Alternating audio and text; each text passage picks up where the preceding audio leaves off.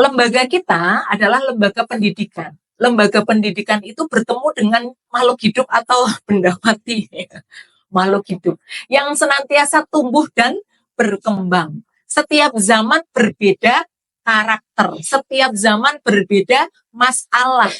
Sehingga setiap zaman pun cara kita untuk menghadapi masalah juga harus berbeda. Nah, ini yang harus kita pikirkan, ya. Nah, bagaimana kita memahami pengasuhan di lembaga kita, ya. Ini saya beri judul materinya adalah basic skill pengasuhan. Kita tidak menafikan bahwa teman-teman semua, seluruh guru-guru itu sudah melakukan upaya yang luar biasa, gitu ya. Tapi kita akan mengasah kembali, ya, sensitivitas kita terhadap nilai-nilai yang tadi, rasa pengasuhan, kehangatan dan sebagainya, gitu ya. Nah, teman-teman, ada yang bisa menyebutkan karakter anak usia PAUD saat ini, ya. Kemarin tahun 2024 teman-teman semua kan punya anak-anak, ya, punya anak-anak yang diasuh gitu ya. Yang bisa jadi karakternya berbeda dari usia sebelumnya, dari masa sebelumnya. Masa, ya, kita bicara masa. Apa karakter yang khas dari anak-anak PAUD saat ini? Aktif? Dulu aktif nggak? Sama, berarti masih sama. Lebih aktif. Terus apa lagi? Karakter khasnya anak sekarang? Kritis, ya, kritis. Bentuk kritisnya apa, Ustadz Ustadzah? Mereka suka bertanya dan mempertanyakan, betul ya? Nggak komplain sih kalau sama guru, kalau bahasanya anak-anak itu bukan komplain, tapi mempertanyakan apa yang jadi arahan guru, betul nggak? Tuh. Kira-kira mereka sudah punya apa di pikirannya? Kenapa mereka mempertanyakan? Ingin tahu? Atau bisa jadi mereka punya jalan berpikir. Apalagi karakter anak sekarang? Ya? Keinginan tahu besar, tadi jelas. Oke. Teman-teman pernah mendengar yang namanya Gen Z, Gen milenial, gitu, pembagian-pembagian itu pernah tak? Ya. Kira-kira anak kita sekarang, yang sekarang di PAUD, itu termasuk gen apa? Gen Z? Ya? Adiknya Gen Z apa namanya? Iya. Generasi Alpha sekarang.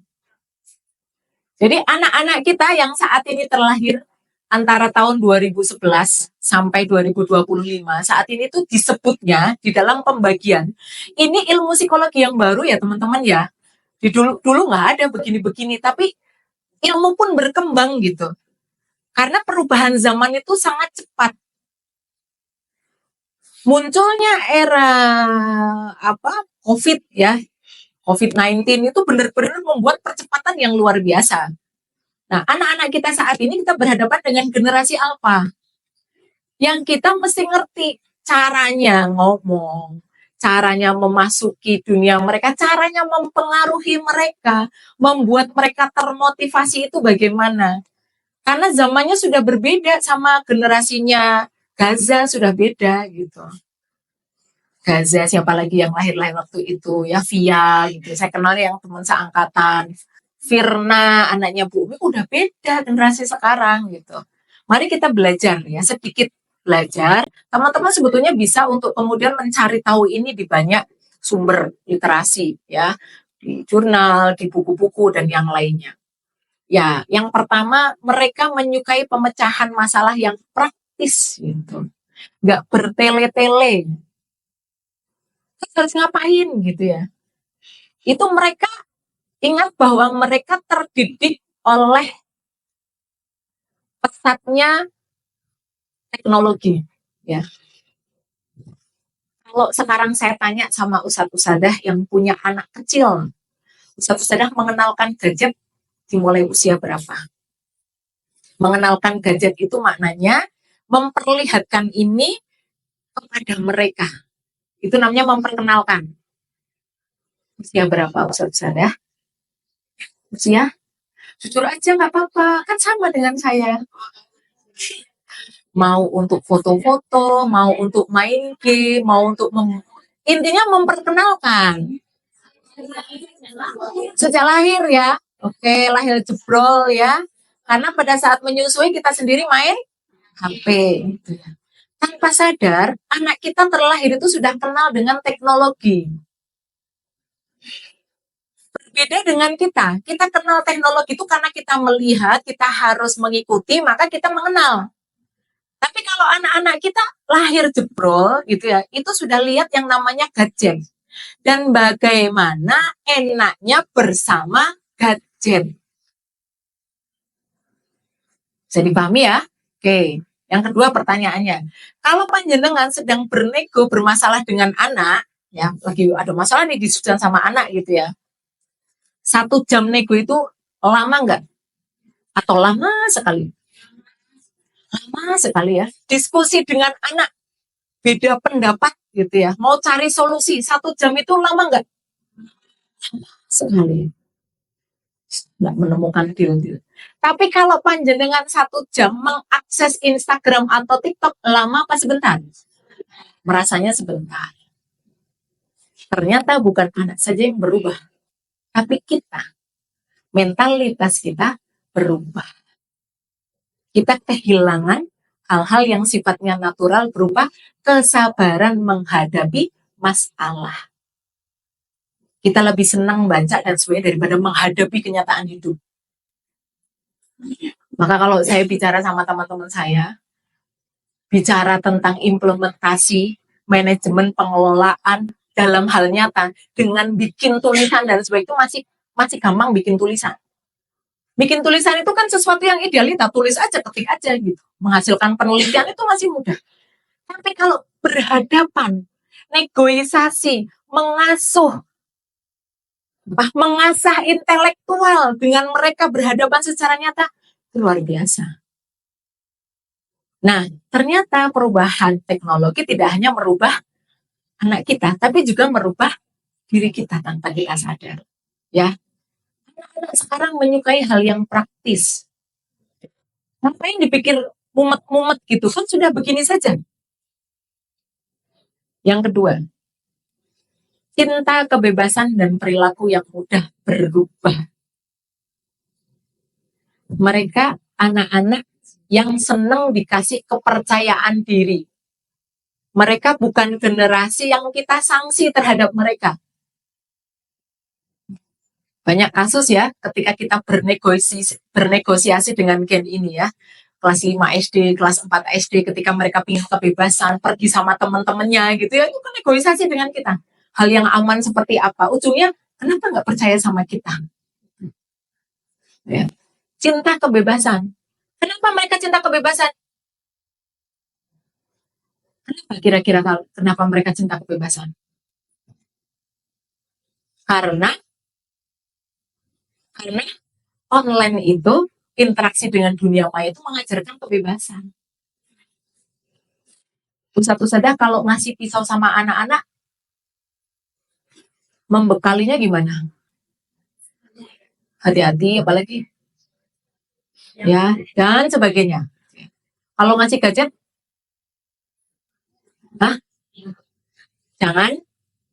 jangan lama-lama, jangan. Waktu. Jangan bekali nggak? Kalau di sana ada banyak ideologi, ada banyak kartun yang mengajarkan tentang LGBT, ada banyak hal yang mengajarkan tentang ateisme, ada banyak hal yang mengajarkan tentang liberalisasi, hedonisme, dan kita apa ya terhadap itu? Kenapa anak sekarang nggak mau pusing? Kenapa anak sekarang suka ngafe? Karena mereka kepinginnya situasi yang nyaman. Dan kenyamanan itu tanpa kita sadari, kita stimulus dari gadget. Nyaman kan nonton berlama-lama, itu kan nyaman. Kemudian perilaku yang mudah berubah.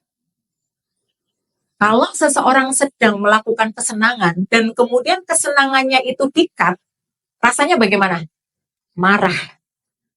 Sehingga perilaku mereka itu dalam hitungan ini, loh tadi katanya sepakat ini, kenapa ini berubah lagi? Kenapa ini berubah lagi? Karena situasi emosional mereka dipengaruhi oleh siapa? Oleh gadget.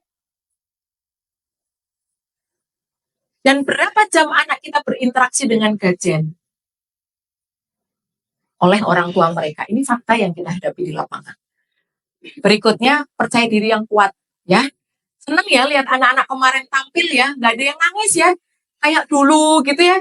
Kayak zaman TK-nya Hanan itu kan maju itu, gitu ya. Kalau sekarang berekspresi itu seneng banget gitu ya.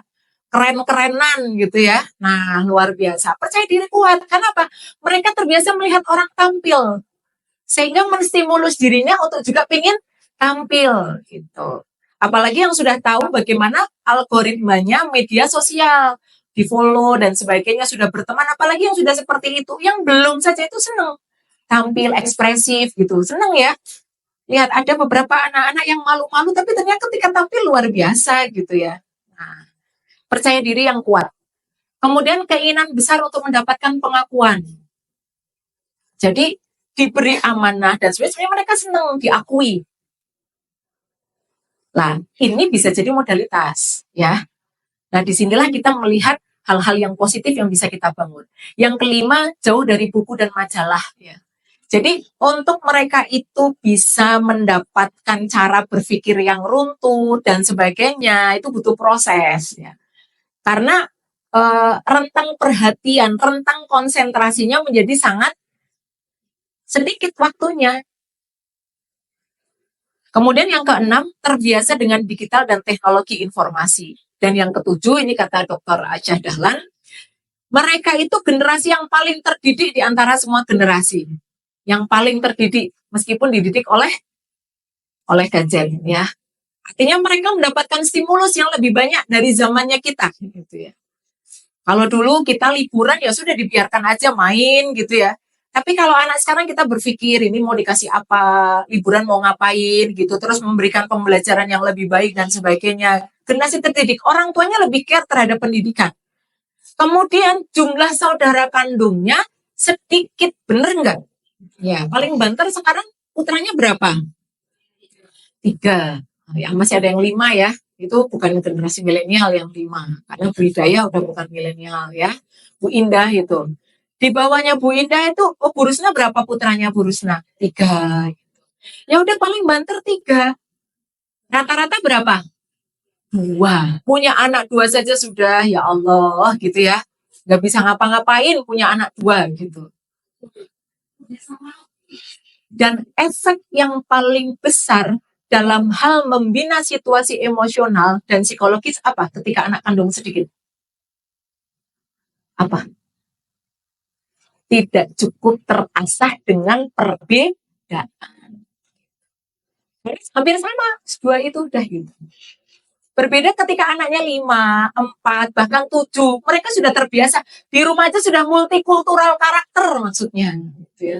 Sudah berbeda karakter gitu ya. Ini cuma 2 gitu.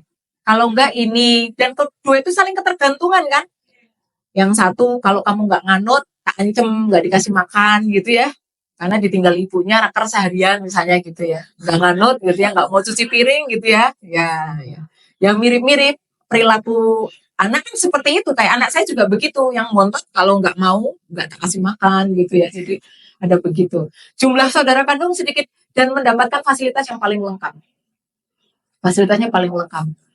Healing juga kita pikirkan, piknik kita pikirkan gitu ya. Zaman saya dulu liburan mau nggak berani tanya mau piknik kemana gitu ya. Sekalinya piknik itu kapan? Yang ketika sekolah ada piknik gitu. Sampai saya sampaikan ke anak saya, ibu itu sekalinya piknik itu mau wisuda. Kenapa? Karena harus menyelesaikan KKL sepanjang sekolah belum pernah piknik. Karena nggak ada biaya piknik gitu ya. Saya nggak pernah ikut piknik. Anak sekarang luar biasa. Liburan ini sudah dipikirkan kemana. Nanti liburan lagi dipikirkan lagi setiap semester. Bahkan kalau ini anak-anak punya fasilitas double ya. Karena habis Lebaran Idul Fitri kan ya. Sudah disenang-senang berangkat paling 2 bulan pulang liburan lagi gitu. Double anggaran gitu ya. Nah, ini karakter anak saat ini. Mereka masuk di generasi alpha, sudah bukan lagi Gen Z.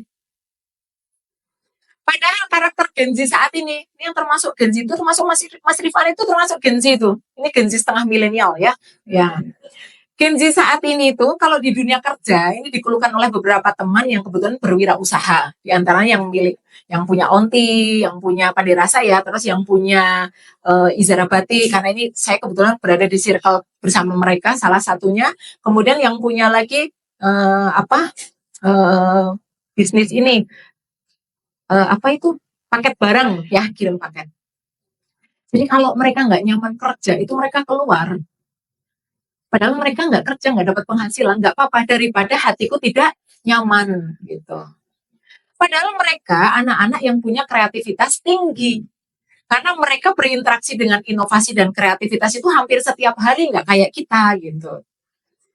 Jadi kalau mereka produktif, luar biasa. Ya, suruh kerja formal itu nggak mau, udah marketplace aja gitu. Ya, rata-rata Gen Z sekarang kan punya marketplace ya. Ya, marketplace itu nggak punya toko, nggak punya modal, nggak punya barang gitu ya. Tapi untungnya besar gitu. Daripada ngajar seharian kayak Ustadz Solihan tinggal berapa putra? 2 ya. Iya, habis itu gajinya sama marketplace, wah luar biasa ya. Kemarin ketemu ada bapak-bapak itu, anak saya itu nggak mau kerja, Bu, gitu lah. Terus di mana sekarang? Lah itu buka toko online gitu. Malah gajinya gede kalau bapak aneh gitu. Bapaknya lebih besar anaknya gitu. Tapi apa kemudian yang terjadi? Mereka tidak punya sosialisasi di dunia nyata gitu. Ya. Jadi situasinya adalah situasi online dunia maya. Terasa nggak perasaannya? Tidak. Yang terasa hanya pola pikirnya saja.